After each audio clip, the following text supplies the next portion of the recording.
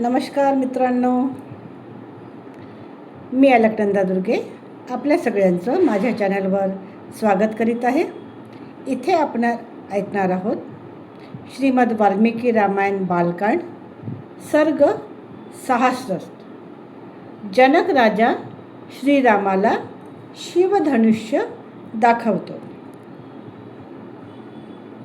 दुसरे दिवशी निर्मल पहाट झाली तेव्हा धर्मात्मा जनक राजाने आपली नित्यकर्मे आटोपून महात्मा विश्वामित्रांना राम लक्ष्मणासह बोलवले.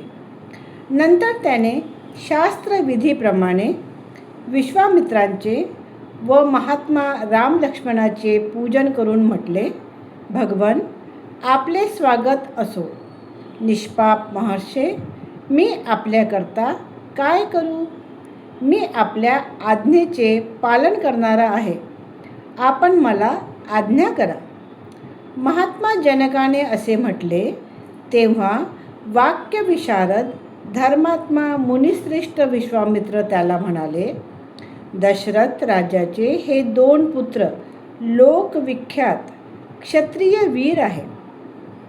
तुझ्या येथे असलेले श्रेष्ठ धनुष्य पाहण्याची ह्यांची इच्छा आहे. तुझे कल्याण असो. ते धनुष्य ह्यांना दाखव, म्हणजे यांची इच्छा पूर्ण होईल. धनुष्य पाहून ते आपल्या इच्छेनुसार राजधानीला परत जातील.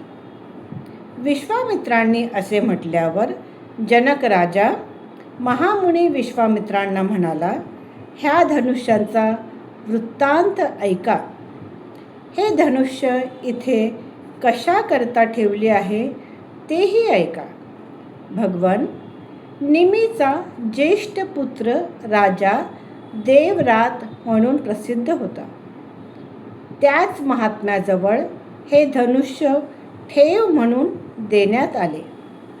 पूर्वी दक्ष यज्ञाच्या विध्वंसाच्या वेळी यज्ञांचा विध्वंस केल्यानंतर पराक्रमी शंकराने हे धनुष्य उचलून लीलेने व क्रोधाने देवांना म्हटले, देवांनो, यज्ञात भाग प्राप्त व्हावा ही माझी इच्छा असून सुद्धा तुम्ही मला भाग दिला नाही.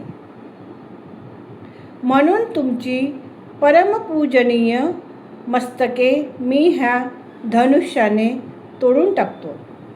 मुनिश्रेष्ठा ते ऐकून सर्व देव उदास झाले. स्तुती करून ते भगवान शंकरांना प्रसन्न करू लागले. शंकर त्यांच्यावर प्रसन्न झाले. प्रसन्न होऊन त्यांनी त्या महान देवतांना ते धनुष्य देऊन टाकले. देवाधिदेव महात्मा भगवान शंकराचे तेच हे धनुष्यरत्न आहे आणि तेच माझे पूर्वज असलेल्या देवरात राजाजवळ ठेव म्हणून ठेवण्यात आले होते. मी शेतात नांगर चालवित असताना नांगराच्या अग्रभागी एक कन्या प्रकट झाली. नांगराने झालेल्या भेगेतून ती निघाली म्हणून तिचे नाव सीता ठेवले. भूतलापासून निघालेली ही माझी कन्या हळूहळू मोठी झाली.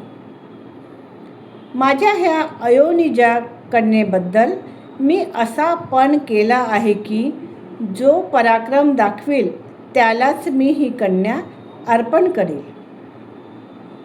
म्हणून माझ्या घरी माझी ही कन्या ठेवली आहे. मुनिश्रेष्ठा, भूतलापासून निघालेल्या व वाढत असलेल्या माझ्या कन्येला अनेक राज्यांनी येऊन मागणी घातली, परंतु भगवन, तिला मागणी घालणाऱ्या सर्व राजांना मी सांगितले की ती वीर्यशुल्का आहे, म्हणूनच मी ती कोणाला दिली नाही. मुनिश्रेष्ठा, तेव्हा सर्व राजे मिळून मिथिलेला आले आणि सीतेची प्राप्ती होण्याकरता कोणता पराक्रम केला पाहिजे ते विचारू लागले.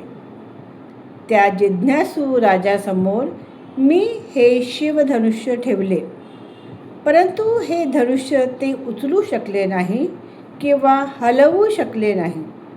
महामुने, त्या पराक्रमी राजाचा पराक्रम फारच अल्प आहे असे पाहून मी त्यांना कन्या देण्याबद्दल नकार दिला. तपोधना, नंतर काय घडले ते ऐका. मुनिप्रवरा, त्या राजांच्या पराक्रमाबद्दल संदेह उत्पन्न झाल्यामुळे त्या राजांनी क्रुद्ध होऊन मिथिला नगरीला वेढा दिला. माझ्याकडून त्यांचा अपमान झाला असे समजून त्या श्रेष्ठ राज्याने अत्यंत क्रोधाविष्ट होऊन मिथिला नगरीला त्रास देण्यात सुरुवात केली. मुनिश्रेष्ठा, वेढा काढून पूर्ण 1 वर्ष निघून गेल्यावर माझी साधन सामग्री क्षीण झाली आणि त्यामुळे मी अत्यंत दुःखित झालो. नंतर मी तपश्चर्या करून सर्व देवगणांना प्रसन्न केले. देवांनी प्रसन्न होऊन मला चतुरंग सैन्य दिले. आमच्या सैन्याकडून मार खात ते पापी, बलहीन आणि संदिग्ध पराक्रम असलेले राजे मंत्र्यासह सर्व दिशांना पळून गेले. मुनिश्रेष्ठा, हेच ते अत्यंत तेजस्वी धनुष्य आहे. सुव्रता, मी ते धनुष्य राम आणि लक्ष्मण ह्यांनासुद्धा दाखवीन.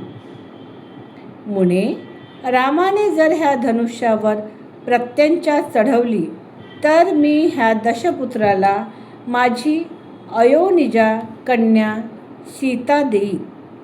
हा सर्ग इथे संपलेला आहे. आपल्या सगळ्यांना जर हा सर्ग आवडला असेल तर व्हिडिओला लाईक करा, शेअर करा आणि सबस्क्राईब करा आणि कमेंटमध्ये लिहा. जय श्रीराम. धन्यवाद.